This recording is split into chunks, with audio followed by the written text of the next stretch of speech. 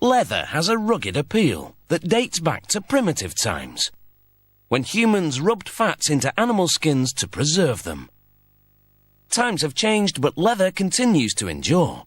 It's strong enough to take a lot of abuse, so it's a very tough act to follow.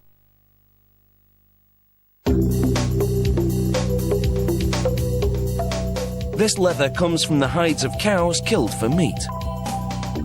Without tanning, the cow hides would go to waste. Converting them to leather is kind of recycling. The first step is to cut each hide in half. They drape the hide over a sawhorse and then stamp an identification code onto it. They slice down the center. The two smaller pieces will be easier to handle and process than one large hide.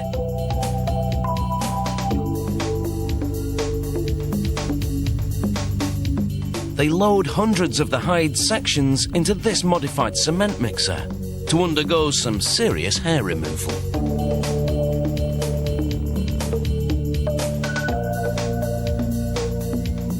The mixer is filled with water as a worker dumps in a combination of sodium sulfhydrate and lime. A chemical reaction strips the hairs from the hides. They bathe the skins in acid to prime them to absorb tanning salts.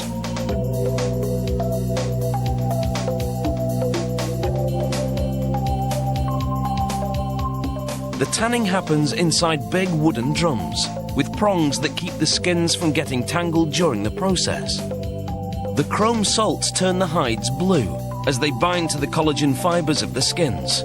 This converts them to leather.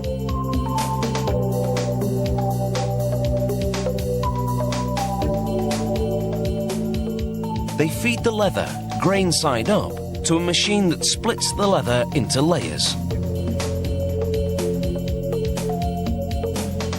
It slices the leather on the flesh side to an even thickness. The cut-offs will be recycled into suede.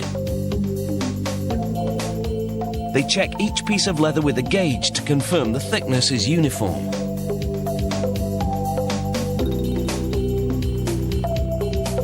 Now it's into the wooden drums for a second tanning, but this time they use a solution of vegetable extract, tree bark, and water.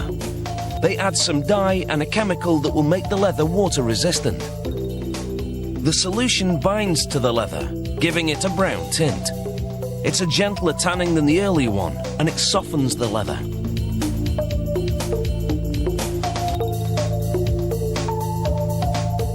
Now they brush a mix of starch and water onto the tanned hides. It's a kind of paste that allows them to press the hides onto big frames of glass, which have also been moistened with the same starchy solution. Pasting the hides on glass allows them to dry flat.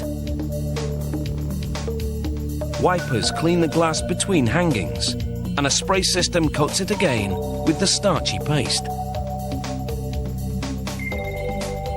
This method allows the hides to dry without shrinking and stops the ends from curling up.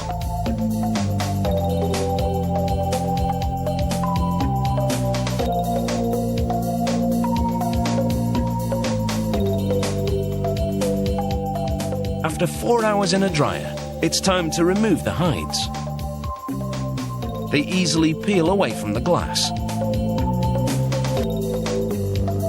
A revolving paint gun system sprays the leather with dye to enhance the colour.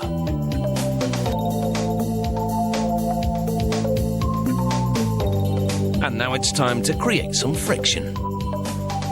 A glazing jack pulls a glass cylinder over the leather repeatedly, and the abrasive action polishes it. This glass is very strong, so it can do this vigorous work without breaking. Finally, huge heated rollers smooth out any wrinkles. It's the end of the production line for this big pile of leather. It will now be the stuff that many things are made of, and it's sure to live up to its tough image.